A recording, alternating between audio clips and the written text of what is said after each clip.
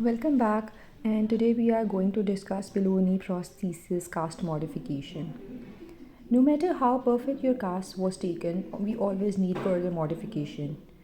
Here the question is why we need modifications. So the main objective of these modification is to increase socket contact pressure in pressure tolerant or weight bearing areas and to decrease contact pressure in pressure sensitive areas.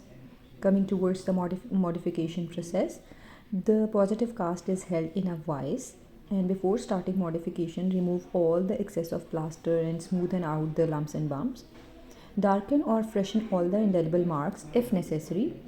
Record all the measurements, diameters, and circumferences of the cast and compare it to the original measurement.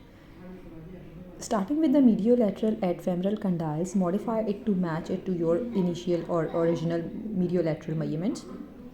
Moving toward the supracondylar area, there we have to remove up to 2 to 3 cm of the plaster. Dig on the medial side of the cast. Make a crescent-like shape and later we will mold a thick wedge which will serve for the supracondylar suspension of the socket.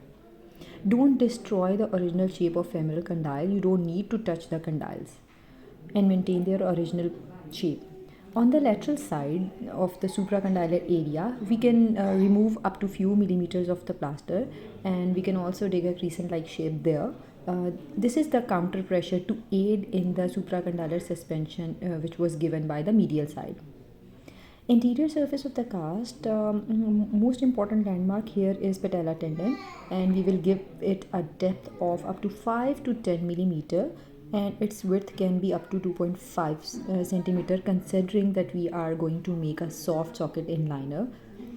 Plaster should not be removed from patella, and if in any case you have removed it, should not exceed up to 6 millimeter. And from the lateral coming toward the interior medial surface, we will remove the plaster approximately 3 to 5 millimeter, and for lateral aspect it cannot be more than 5 to 8 millimeter, and if the stump is quite bulbous or bulky stump, we can add few millimeters. Add in a sense, we can remove few millimeters. For posterior surface, it is the only area without bony prominences, and we will remove plaster to reduce the circumferential measurement. Now smoothen off the cast. We will modify the sensitive areas. As a rule, 2 to 3 centimeter is sufficient, but there is exception of the most distant interior aspect of tibia and perhaps the head of fibula. On these two locations, we will add up to 5 or 6 millimeter.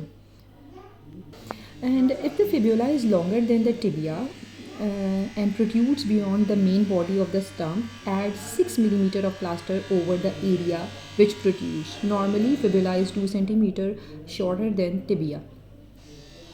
The total contact is of utmost importance, and it provides the containment of tissue feedback and improves circulation. The build-up for the flared posterior brim for hamstrings, they are best constructed by driving several tacks halfway into the cast and then adding a large quantity of thick plaster to the superior brim, and this flare is then blended with the medial and lateral wall. This flare will serve to prevent tissue bunching during knee flexion, and it will allow flexion to occur with reasonable comfort, and it will help you a lot from sitting to standing. This was all about cast modification of a below knee prosthetic socket, and stay tuned for the next video.